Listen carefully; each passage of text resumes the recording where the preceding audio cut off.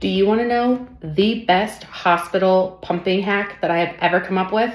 I'm Lauren. I'm a labor and delivery nurse, a soon-to-be IBCLC. So one of the worst parts about pumping in general and pumping in the hospital is you're tired, you're exhausted, you have tons of hormones going through, and you have to sit there and hold your pump parts on, and it just feels impossible. That's with the belly band. This is one I bought off of Amazon. It looks like a tube top, okay? Just a stretchy bit of material. We typically, like in pregnancy, wear them over our bellies to just help support.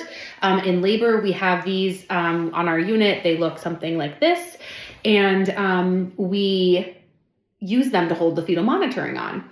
So they're probably already in your stock room. So if you're a nurse, go take a look and see if you guys carry these for your fetal monitoring. If you're a patient, you can definitely get access to them or ask your nurse for one, either online or in their supply closet. And what you're going to do is you're going to put it on like a tube top. So over the head, or patients can step into it depending on how they're feeling. We're going to put it on almost like, a bandeau, like strapless bra.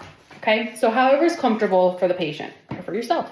So put this on, patients report a lot of comfort. You're going to find the natural place where the nipple kind of lies in the bra. So we don't want to make a hole too high, too low, or off to the sides where we're then forcing the breast into an unnatural position. So these are large fabric shears that I happen to have laying around. At work, I have bandage scissors, works just as well.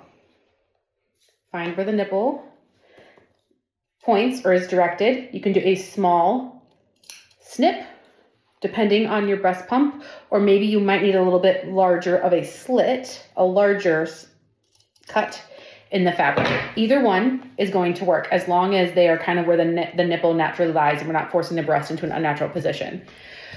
For our small hole over here, we can take, if we have pump parts that are like this, where the flange is separate from the rest compared to this.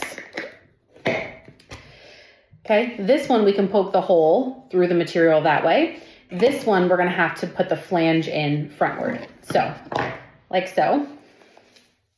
Flange goes in. And you're just going to stretch the material just enough so that the flange can fit out. Make sure the nipple is aligned nicely in the middle of the flange so that's not going to be rubbing. And you might have to adjust it once you pump just slightly to make sure the breast is in the right position.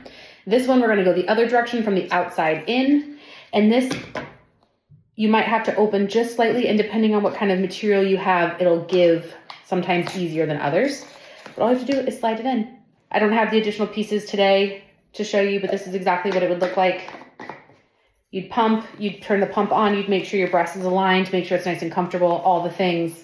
Hands-free pumping bra. Now for the next 15, 20 minutes, you can sit back and relax.